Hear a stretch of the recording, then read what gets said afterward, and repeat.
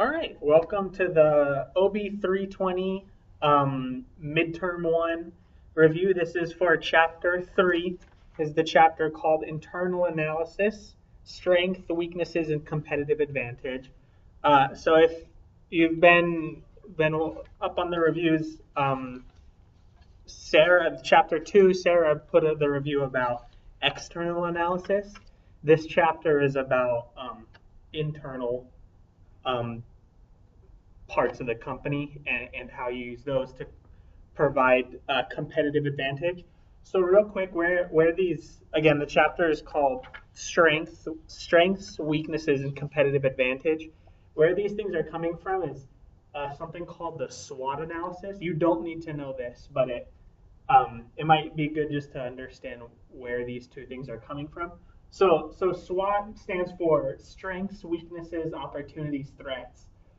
So as a company, you always have these four things. Strength is like what you're good at. Opportunities is like potential markets to move into.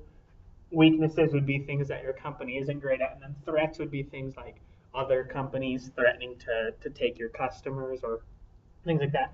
Anyway, so again, you don't need to know this, but what you do need to know is the internal factor. Well, you don't need to know this chart. So the other chapter 2 was about external, and chapter 3 is about internal. But anyway, you don't need to know that. It's called SWOT analysis. So we're talking about just the strengths and weaknesses of a company today. These internal aspects of a company. So to start, there's two ways that a company provides unique value. Actually, I should start with that. The point of a company is to provide unique value. So you use your strengths and you minimize your weaknesses to provide yourself a competitive advantage. And you provide a competitive advantage through creating unique value. Anyway, so that's just a little background to the end of the chapter, what it's about. So there's two ways that the book talks about you can create value as a company. You can create value by doing something, and then you can create value in what you have. So in the end, the value you want to create is for the customer. And so that value can be created by doing something for the customer, providing something, or also providing something for the customer, but the value is in how you create it, how you manufacture it or provide that. Anyway, the first chapter talks about creating value in doing something. This is the value chain. You won't need to know the specific parts of a value chain. Like it goes inbound logistics, operations, outbound logistics, and then up on the other axis, it has firm infrastructure, human resource.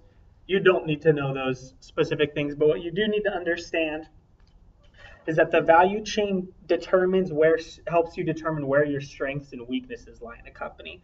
So as you chart that out and you go through step by step from logistics to marketing to after service, you can go in through each of the parts of the company and see where your strengths are, where your weaknesses are. So again, this is how you provide unique value in doing things by monitoring your company and watching how it goes as you provide the unique value.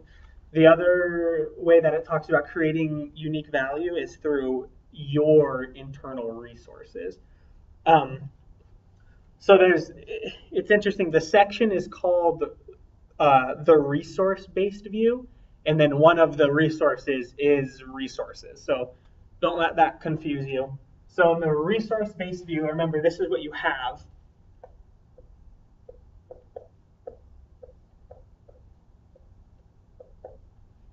There are three kinds of resources a company have that provide value.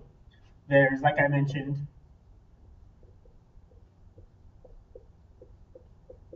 and there's resources. These are things, there's four different kinds of resources. There's physical, so like equipment. There's financial. It mentions free cash flow.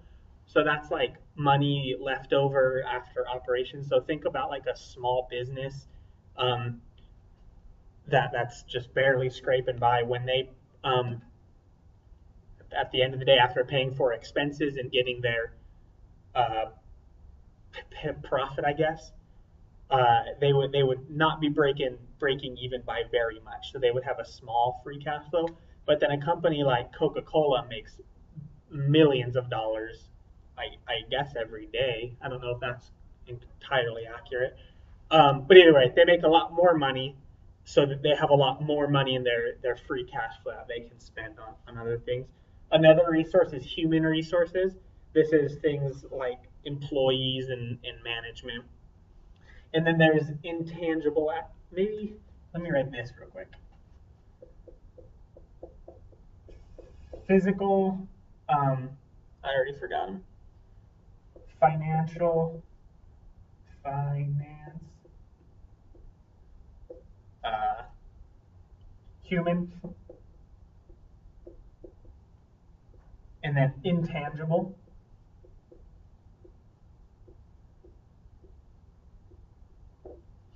Intangible is things that your company has that other companies don't have. Things like patents, trademarks. That can be a resource because it allows you to provide unique value that other companies aren't capable of providing. Okay, so the next one, the next resource you can use that you have to create a competitive advantage is that's a B. Abilities. So this is things like manufacturing. Actually, let me say this. Let me back up one step. This is what a company has. This is what a company uses to create unique value. This is how firms create unique value. So this is things like formulas, certain manufacturing things. There are two different kinds of capabilities. They call them operating and then it's just the opposite. Oh no, dynamic. So operating capabilities is things that you see. This is the things like processes.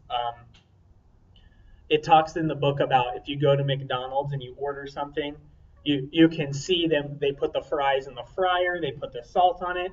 They put it in a bag. They fold the bag up, put it on a tray. That's an operating capability. It's not that doesn't necessarily provide a unique value because all fast food places do that same thing. But the idea of like doing things, it's how you operate your company. It's an operating capability. Dynamic capability is things that allow you to expand your operating capabilities. So a company like Procter and Gamble that makes a bunch of different things, they're always making a new product, a new brand. They're always expanding, and so that they're always expanding. You can look at it as they're expanding their operating capabilities. So there are two different kinds of capabilities. Dynamic is kind of the unseen expanding your operating capabilities, which is what your company actually does to provide the good or product or service to the customers. And then the last one is kind of an interesting one. They call it priorities. So again, this is what your company has, how your company does it, and then this is why your company provides that unique value. So why resources are allocated where they are. It says, let me get this sentence real quick. Okay, priorities, which are the firm's ranking of what's most important, are driven by a company's underlying values. So if a company's priorities is to provide a cheap, we'll stick with fast food, a cheap, quick something to eat, they'd be allocating their resources toward creating the unique value of quickly getting a hamburger and some fries before you on your way to soccer practice. I don't know. A different one would be something like Red Lobster. Their priorities is not being quick. Their priorities is providing good quality food for families or for individuals. So you can see the difference in priorities. And then how they allocate their resources for their different priorities. One of my favorite examples is to use is Nordstrom Rack. I think you read about it later in the book, or maybe you've already read about it. One of their priorities is providing exceptional customer service. So there's an example of somebody walks into Nordstrom Rack and says they just got new tires and they don't like the tires on their car. So they return them to Nordstrom Rack, which does clothes and purses and shoes. But because they're all about customer service, they took back the tires that they obviously didn't sell to the customer. So anyway, I think that's a funny example. Priorities is a kind of resource because companies have different priorities are focused on providing different things to different customers. So that would be one of a kind of a resource.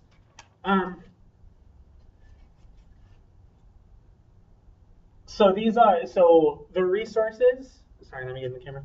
The resources is what you have plus the value chain that we looked at before is what you do. Those are how companies and firms provide unique value.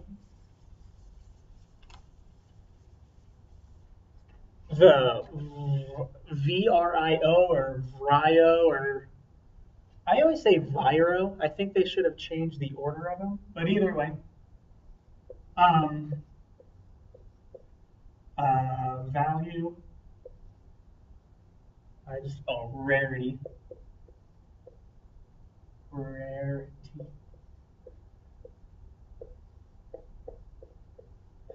Imitate.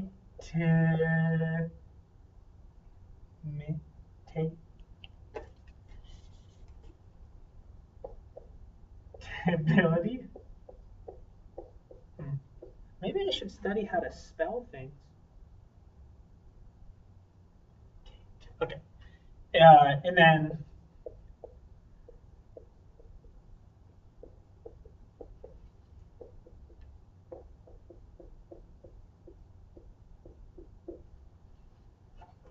so let's see, what does it say? This is how to measure if the unique value your company offers is sustainable. So if the product or the good or the service or whatever your firm does, it has to provide something of worth, something of value. So we'll say of worth. And this is the specific part. Is this still on camera? To the customer. If your firm doesn't provide something of worth to the customer or to whoever you're selling to, maybe it's to another business, no one's going to buy your product if it doesn't provide something of value.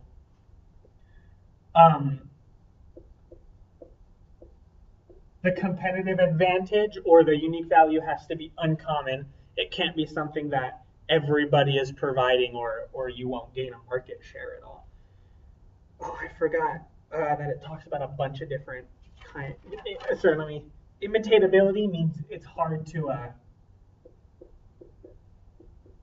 you can't copy it. So these, don't get these confused. Rarity is things like it's an uncommon, not everybody does it. Imitatability means it's hard to copy. So even if people wanted to be like your company, they wouldn't be able to provide whatever good or service you do as well as you do. So it talks about, I don't want to write them all out because I don't know how to spell. So I'm just going to tell you the differences between them, or the different kinds of imitatability that the book talks about. It talks about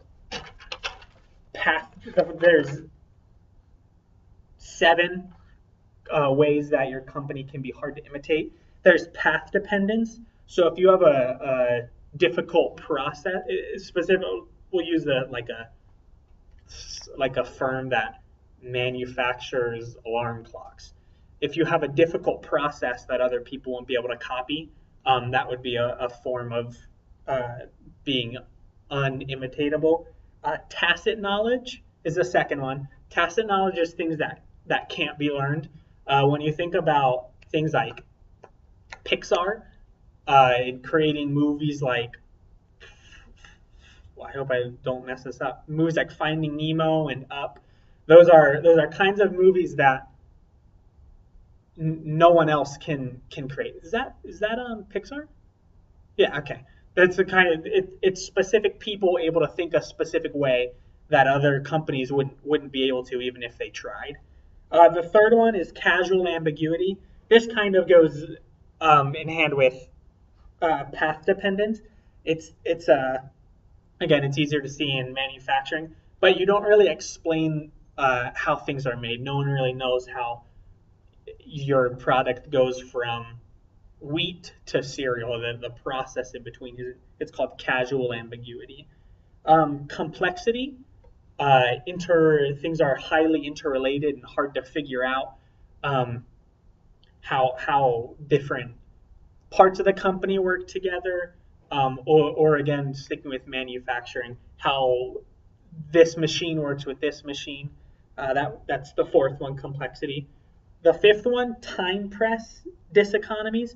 You'll learn about economies of scale in chapter 4 a little bit. This is just the idea that learning takes time. So if you have a company that's moving into fast food, it takes a while for them to get caught up to where Wendy's is now. Wendy's has been doing it for a long time. They know the process. They have the system down. They know how much they need to order on what day. If I was to open up a new fast food company down by Wendy's, it would take me a lot longer to figure out how long. So that would make a way that like Wendy's would be unimitatable, because it would be hard to get up to the level they are, because learning takes time. The 6th one, the network effect. You see this with Facebook. This is why Facebook got popular so fast. When more people use Facebook, the product is better. So people are encouraging other people to use it themselves. Facebook, I don't think, did much advertising, if any at all. It was the people that made a Facebook page. They did all their advertising for them. That's a form of being unimitatable. And then the last one, called first mover advantage. This is exactly what it sounds like. If a market opens up and your company is the first one to jump into that market, then obviously you have an advantage. You've been there longer. You know the customers a little more than who else tries to join. You might have even built a factory or an office in the ideal location. So first mover advantage is you are the first mover, you have the advantage. And then the last one is organized to exploit. Don't let that confuse you. It is also exactly what it sounds like. You're organized to exploit, not exploit in a negative way, but you're organized to make a profit. So here's not a great example, but if you're in Las Vegas and you go to the Bellagio and you see their big water fountain, it's definitely of value. It's valuable anyway. Rarity, that's the only Bellagio water fountain in the whole world.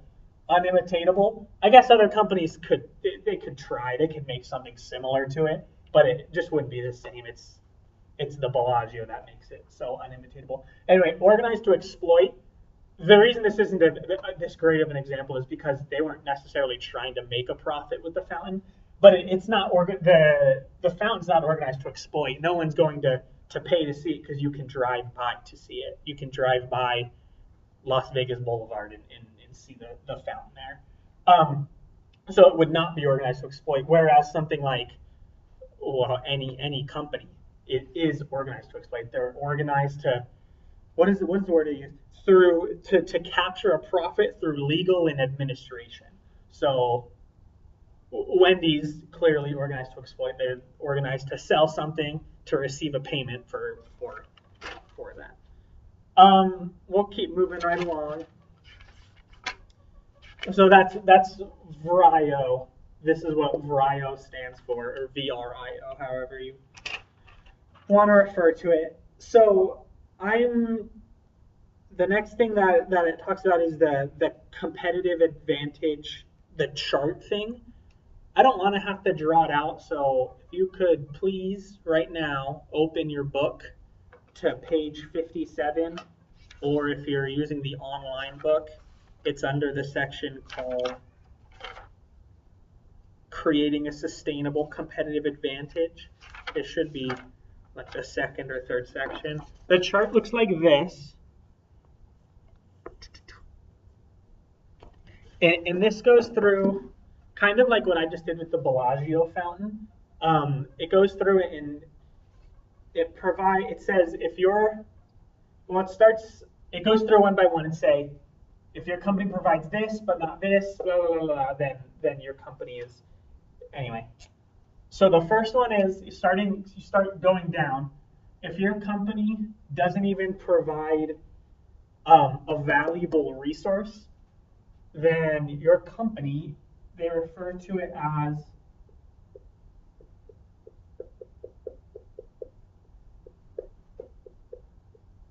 actually, sorry, I should have wrote this above. If your company doesn't even provide value, they call it competitive failure. I don't think you can say that. They call it competitive failure. Your company wouldn't even get off the ground. If you, I'm trying to think of a good example of a very poor company to start.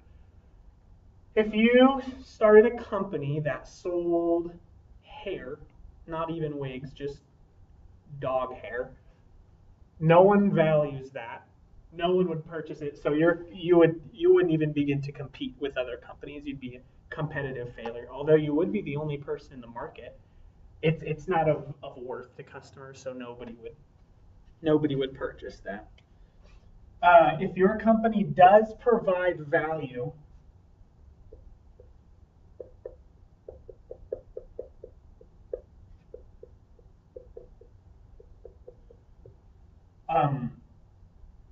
your company does provide value, but it's not rare.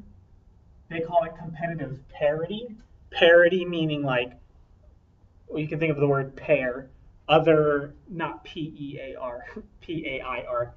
Other companies would be able to do it as well. So if you're a company that sells textbooks on marketing, there are other companies that would be able to provide the same thing. So your company would be of worth, but it wouldn't be rare. It wouldn't make it to rarity. The next one is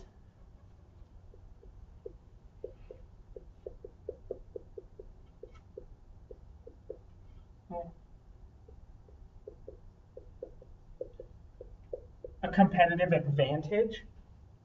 So this is your company does provide something of value, and it is rare, but other people can do it too. They call it a competitive advantage because you can provide a unique value that not everybody can. But as you can see, if it stops here, other people would be able to, if they can imitate it, then other people would be able to begin to do the same thing as well.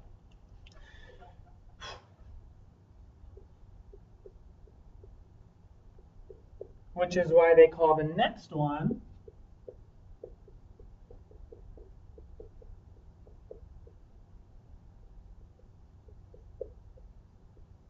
you probably can't see that, but that says a durable competitive advantage. So as opposed to just a competitive advantage, a durable competitive advantage is exactly what it sounds like. It would last. It wouldn't people wouldn't just the next week start doing the same thing, in taking back their market share. If it's durable, it lasts longer than it lasts a while. But the last one is the most important one. Is it sustained? Yeah. I don't know if it was sustained or sustainable, but it's sustained.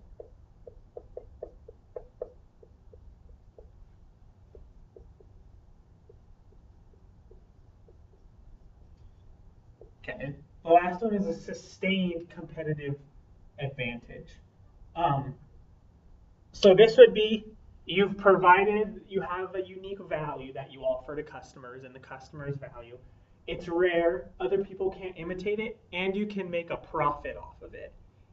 That's why it's sustained. You can have something that does all of these, but if you're not making a profit off of it, it's not sustainable. Eventually, your company won't last unless someone might be studying nonprofit here who could explain a little more about being organized to exploit and how nonprofits can do. But anyway, on a normal day-to-day basis, if you're a company that sells pest control isn't organized to exploit, it's not going to be sustainable.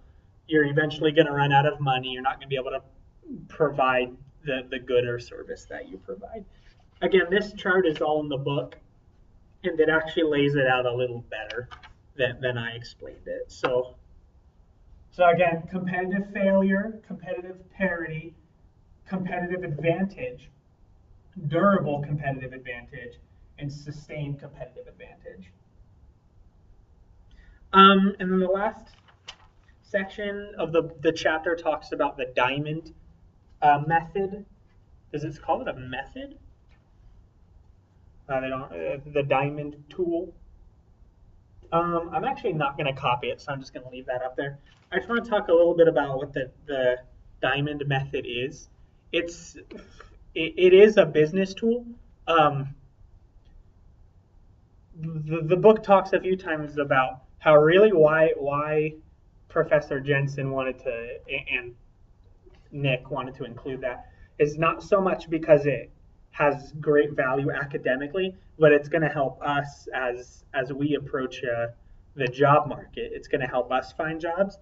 So what the diamond method does is you figure out what unique value a company has. If you look at the textbook, it talks about the sources of a competitive advantage and then the durability. So you can kind of think of it as, we talked at the beginning about resources. The first part was about what your company does and what your company has. You talk about that. That's the top part of the diamond, and then the diamond part is this VRIO analysis. So you can figure out what competitive advantage a company has, and whether or not that's going to be sustainable. And the reason why our professors want us to know that is because when we approach the job market and we get job offers and we're looking at companies to join, it would be a good idea to look at the value they provide and figure out if it's a sustained competitive advantage. If someone in your ward wants to sell dog hair, then you would know that that's probably not a good company to be a part of. The diamond method would include looking at a company's strengths and at their weaknesses, figuring out if they're an established firm, what they're currently good at, what they're not great at, and then figure out if you want to join. I think this would be a good thing for job interviews. If you could sit down with a potential employer and not just tell them that you love their company and you've always wanted to work for Adidas. It would be better if you could say, I love your company, I want to work for you, but I'm noticing that you're having a problem with people copying your shoes or whatever. So then you could provide actual good insight, and then you won't just be another person that loves the company. You'd love the company, and you'd be able to provide insight, suggestions. So So that's why they included the diamond method in the chapter, so that it can be useful to us specifically as we approach the job market, looking at the strengths and weaknesses of a company.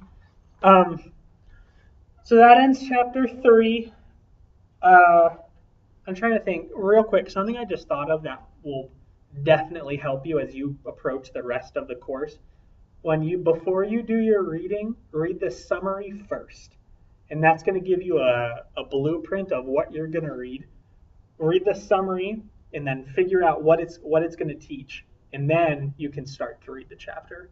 Um, it helps a lot rather than just starting on page 1 and then as you read, like, oh, that's new, didn't know that before. It'll be good if you can see it from the end, and then you won't just be learning new things, but things will be fitting into place as you go along. If you have any questions about Proctorio, watch chapter 4. I talk about that at the beginning. Test is 50 questions, 10 questions from each chapter. I think that's it. Good luck on your test. Sarah and I are always here to help. Shoot us an email, and Nick, your professor, is able to help as well. So feel free to reach out to any of us at any point. Good luck on your midterms, and we will talk to you soon.